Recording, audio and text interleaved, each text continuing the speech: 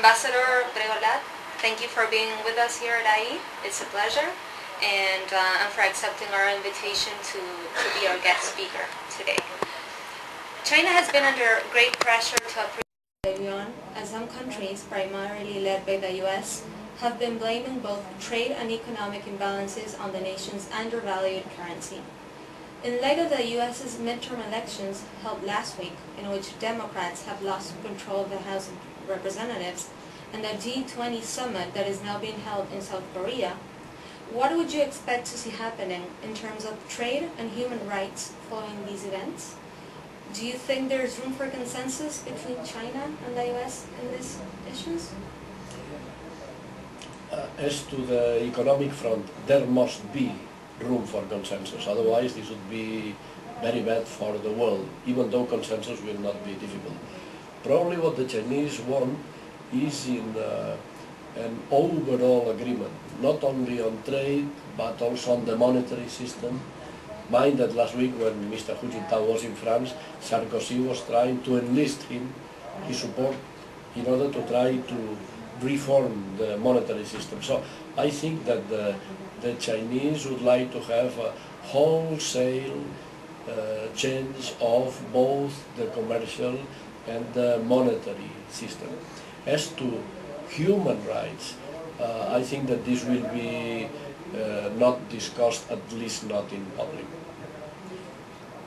You've served as Spanish ambassador to China between 1987 and 2003. And have witnessed firsthand the profound impact that the 1978 economic reforms have had on the nation's growth rate.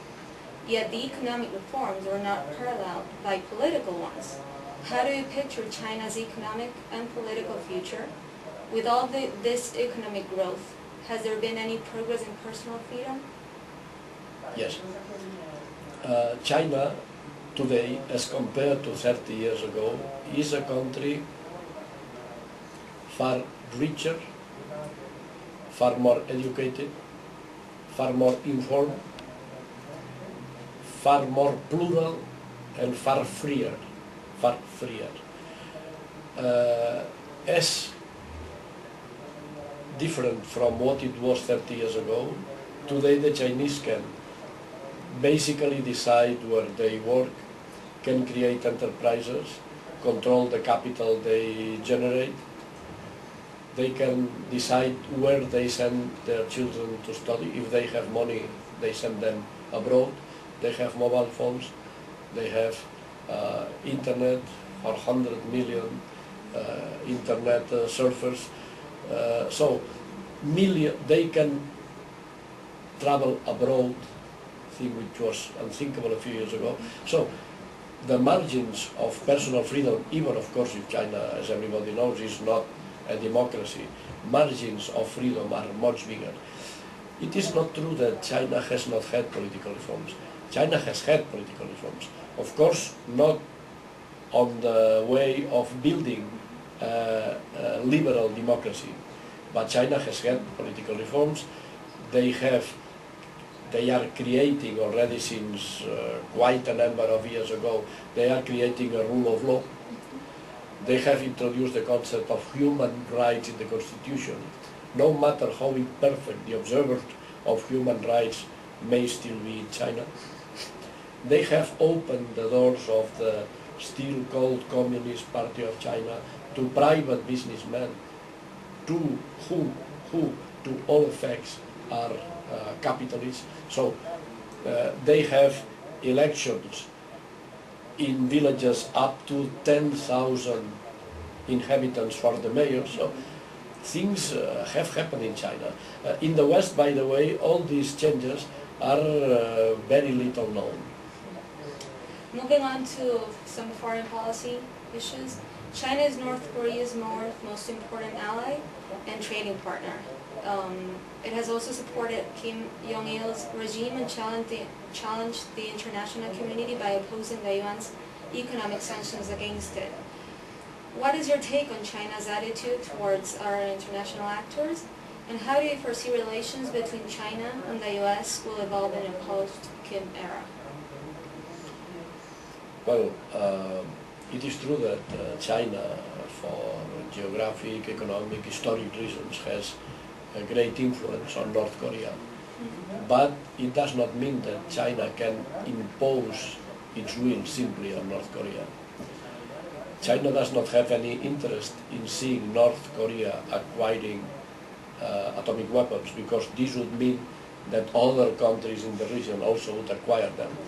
But China will not do anything which might destabilize North Korea, because this would mean enormous numbers of refugees. This might mean the collapse of North Korea, and then South Korea could extend to the very Chinese border. South Korea is a country with American military bases, so do not expect, it is unreasonable to think that China will do something which would go as blatantly against its own interest as to destabilize North Korea.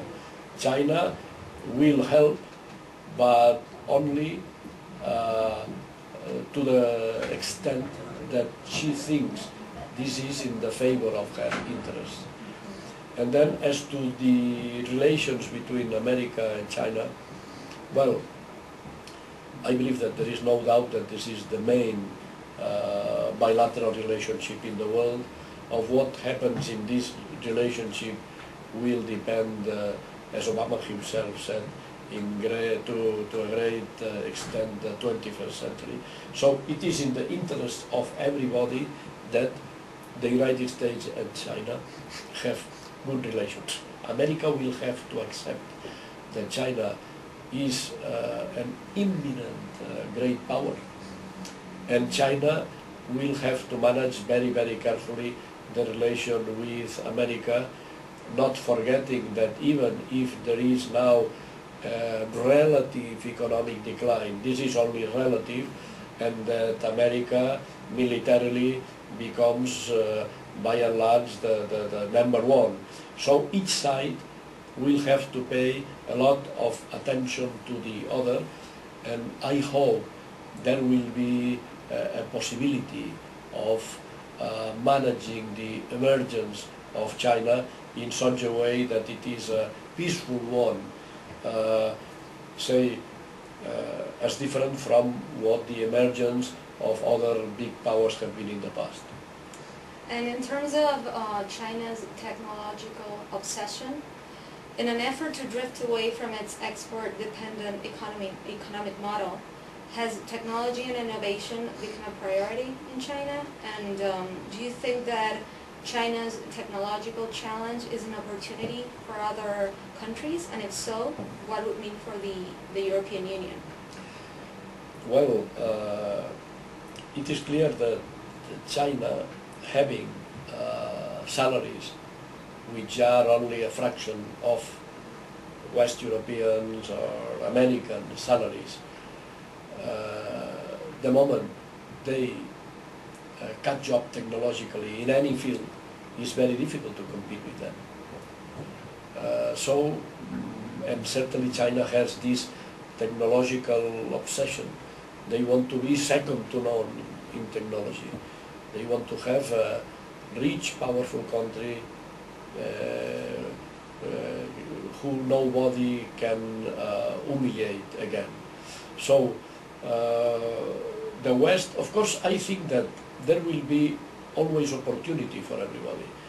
As the Chinese grow richer, their salaries will increase, so from that point of view they will become less competitive, and even if the Chinese catch up in some fields of technology, hopefully in some other fields will be ahead. So we will buy to them the things in which they are ahead, and they will buy to us the others. So I think that there will be a decent chance for everybody to survive.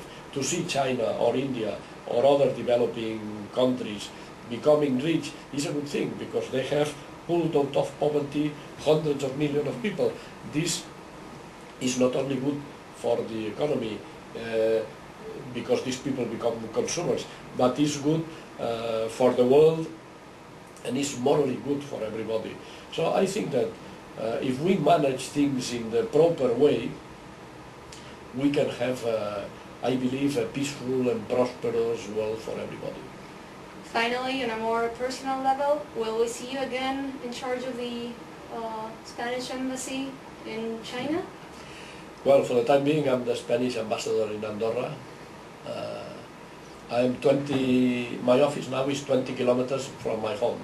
So and there is a very strong rumor that I will be going back to China, and I'm not in a position to dismiss this rumor. Let's put it like that. Thank you very much, Ambassador Bregolat. It was a great pleasure, and we hope to see you back at AE soon. Thank you. My pleasure. Thank you.